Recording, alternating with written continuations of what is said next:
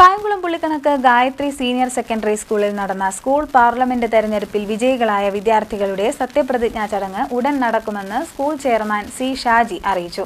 4 ബൂത്തുകളിലായി 5 മുതൽ 12 വരെയുള്ള ക്ലാസുകളിലെ വിദ്യാർത്ഥികളാണ് വോട്ടെടുപ്പിൽ പങ്കാളികളായത്.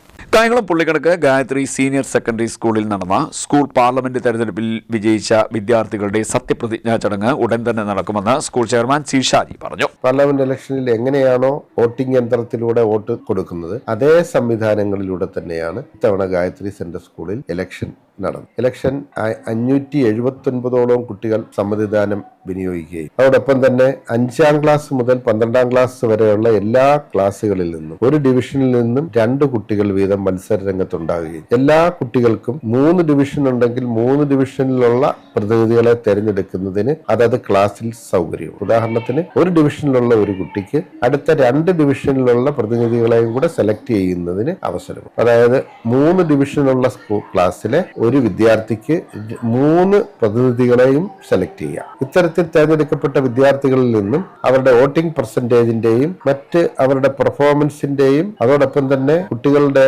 മീറ്റ് ദ കാൻഡിഡേറ്റ് പ്രോഗ്രാമിൽ അവർക്ക് ലഭിച്ചിട്ടുള്ള സ്കോറിന്റെയും ഒക്കെ അടിസ്ഥാനത്തിലാണ് അവർക്ക് ഓരോ ചുമതലകൾ കൊടുക്കുന്നത്. ശിവജി കെ ജ്യോതി 12th കൊമേഴ്സിൽ നിന്നുള്ള കുട്ടിയാണ് പ്രൈം മിനിസ്റ്റർ ആയിട്ട് എടുത്തിരിക്കുന്നത്. നന്ദന എസ് 10th റൂബിയിൽ നിന്നുള്ള കുട്ടിയാണ് സ്പീക്കറായിട്ട് കൺസിഡർ ചെയ്തത്. Faizan Riyas opposition leader 8th സ്റ്റാൻഡേർഡിൽ നിന്നുള്ള കുട്ടിയാണ്. ഒരു സ്കൂൾ പാർലമെന്റിൽ ചെയ്യാനൊക്കുന്നത് ജനറൽ ആയിട്ട് നമ്മുടെ അസംബ്ലികളിലും അതോടൊപ്പം തന്നെ പാർലമെന്റിലും നടക്കുന്ന എല്ലാ നടപടിക്രമങ്ങളും കുട്ടികൾക്ക് പരിചയപ്പെടത്തക്ക രീതിയിൽ ആണ് ഗായത്രി സെന്റർ സ്കൂളിൽ വർഷാവർഷം നടത്തുന്ന സ്കൂൾ പാർലമെന്റ്. ഇതിനു ശേഷം കുട്ടികളുടെ വോട്ട് ടേക്കിംഗ് സെറമണി കഴിഞ്ഞാൽ ആദ്യത്തെ അവരുടെ മിനിസ്റ്റേഴ്സിന്റെ മീറ്റിംഗ് കൂടും. അതായത് മന്ത്രിസഭാ സമ്മേളനം ആദ്യത്തേതുണ്ടാകും. അതിൽ വെച്ച് അടുത്തവർക്ക് കൂടേണ്ട മീറ്റിംഗുകളുടെയും അടുത്ത സമ്മേളനങ്ങളുടെയും പരിപാടികൾ നിശ്ചയിക്കുകയും ബില്ല് അവതരണം ഉൾപ്പെടെയുള്ള എല്ലാ നടപടിക്രമങ്ങളോടും കൂടി സ്കൂൾ പാർലമെന്റ് പ്രവർത്തിക്കുകയും. ഇതുകൂടാതെ സ്കൂളിന്റെ ദൈനംദിന പ്രവർത്തനങ്ങളുമായി ബന്ധപ്പെട്ട് ഈ തെരഞ്ഞെടുക്കപ്പെട്ട എല്ലാ പാർലമെന്റ് പ്രതിനിധികൾക്കും കുട്ടികൾക്ക് ചുമതലപ്പെടാനൊക്കുന്ന എല്ലാ ഭാഗത്തും ചുമതലകളോടുകൂടി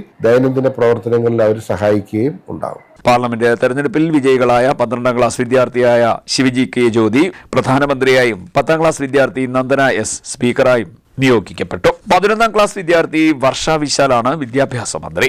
9ാം ക്ലാസ് വിദ്യാർത്ഥി നക്ഷത്ര അരുൺ ആരോഗ്യമന്ത്രിയാകും. 5ാം ക്ലാസ് വിദ്യാർത്ഥി വേദിക രാജേഷാണ് ആഭ്യന്തര വകുപ്പ് മന്ത്രി. 6ാം ക്ലാസ് വിദ്യാർത്ഥി അയന എസ് കുമാർ പരിസ്ഥിതി വകുപ്പും കൈകാര്യം ചെയ്യും.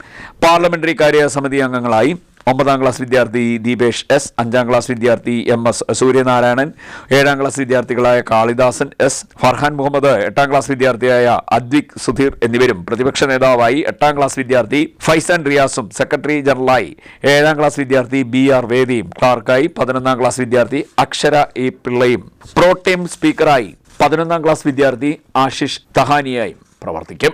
Abhinav Binu, Jagan Thomas Mathew, Abhiram S, Ayisha S, Advika Nabeen, Faisal Rizwan, Christy Cherian Easo, വിഷിത് Ramesh, Shreya Baburaj, Dev Abhilash എന്നിവരാണ് പ്രതിപക്ഷ അംഗങ്ങൾ. 4 ബൂത്തുകളിലായി 5 മുതൽ 12ാം ക്ലാസ് വരെയുള്ള വിദ്യാർത്ഥികളാണ് വോട്ടെടുപ്പിൽ പങ്കാളികളായത്. CDNet news, Kayamkulam.